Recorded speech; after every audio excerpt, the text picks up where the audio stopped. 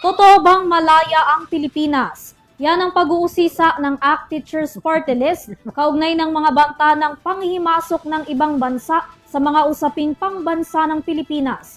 May report si Razel Andante.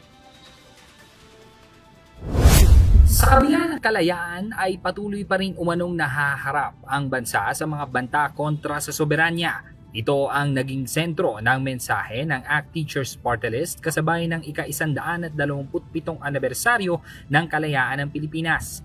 Sa isang press release, partikular na tinukoy ng partido ang agresibong mga aksyon ng China sa West Philippine Sea at ang presensya ng hukbong sandatahang lakas ng Amerika sa bansa.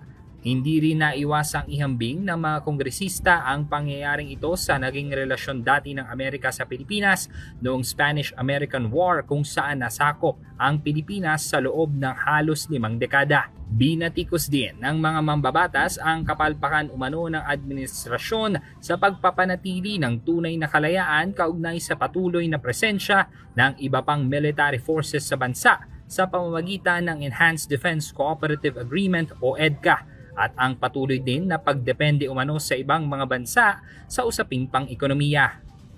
Sa huli ay nagpaalala ang dalawa na ang tunay na kalayaan ay pumapatungkol rin umano sa kalayaan pagdating sa ekonomiya, military interference at cultural domination.